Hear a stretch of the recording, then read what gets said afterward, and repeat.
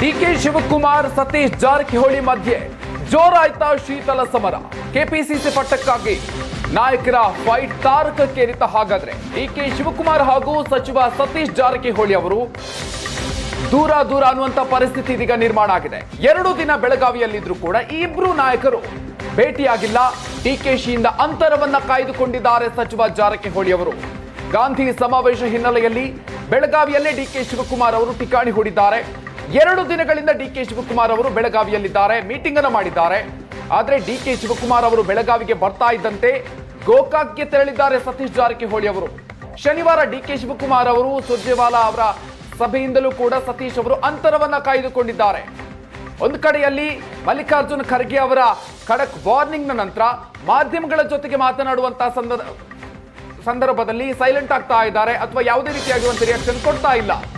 ಆದ್ರೆ ಒಳಗೊಳಗೆ ಸಾಕಷ್ಟು ಬೆಳವಣಿಗೆಗಳು ಆದಂತೆ ಕಂಡು ಬರ್ತಾ ಇದೆ. ಕಾಂಗ್ರೆಸ್ ನಾಯಕರಿಗೆ ಖರ್ಗೆ ಖಡಕ್ ವಾರ್ನಿಂಗ್ ಕೊಟ್ಟಿದ್ದಾರೆ. ಖರ್ಗೆ ವಾರ್ನಿಂಗ್ ಬೆನ್ನಲ್ಲೇ ಸಚಿವ ಪರಮೇಶ್ವರ್ ಸೈಲೆಂಟ್ ಆದ್ರು.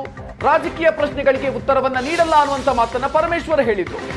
ಎಷ್ಟೇ ಕೇಳಿದ್ರು ರಾಜಕೀಯ ವಿಚಾರವನ್ನ ಮಾತನಾಡಲ್ಲ, ರಾಜಕೀಯದ ಬಗ್ಗೆ ಉತ್ತರಿಸಲ್ಲ, ನನ್ನನ್ನ ಕೇಳಬೇಡಿ ಅಷ್ಟೇ ಅನ್ನುವಂತ ಮಾತನ್ನ ಹೇಳಿದ್ರು. ಎಐಸಿಸಿ ಅಧ್ಯಕ್ಷರು ಹೇಳಿದ್ದಾರೆ, ನಾನು ಮಾತಾಡಲ್ಲ ಅನ್ನುವಂತ ಮಾತನ್ನ ಪರಮೇಶ್ವರ್ ಹೇಳಿದ್ದಾರೆ. ರಾಜಕೀಯದ ಪ್ರಶ್ನೆಗಳಿಗೆ ಉತ್ತರ ಕೊಡೋದಿಲ್ಲ. ನಮ್ಮ ಅಧ್ಯಕ್ಷರು ಹೇಳಿದ್ದಾರೆ, ನೀವೆಲ್ಲ ಕೆಲಸ ಮಾಡಿ ಅಂತೇಳಿ ನಾವು ಮಾಡ್ತೀವಿ. ನಾನು ರಾಜಕೀಯ ಪ್ರಶ್ನೆಗಳು ನೀವು ಯಾವುದೇ ಹಾಕಿದ್ರು ನಾನು ಉತ್ತರ ಕೊಡಲ್ಲ. ನಾನು ರಾಜಕೀಯದ ಪ್ರಶ್ನೆಗಳಿಗೆ ಉತ್ತರ ಕೊಡೋದಿಲ್ಲ. ನಮ್ಮ ಅಧ್ಯಕ್ಷರು ಹೇಳಿದ್ದಾರೆ, ನೀವೆಲ್ಲ ಕೆಲಸ ಮಾಡಿ ಅಂತೇಳಿ ನಾವು ಮಾಡ್ತೀವಿ. ನಾನು ರಾಜಕೀಯ ಪ್ರಶ್ನೆಗಳು ನೀವು ಯಾವುದೇ ಹಾಕಿದ್ರು ನಾನು ಉತ್ತರ ಕೊಡಲ್ಲ.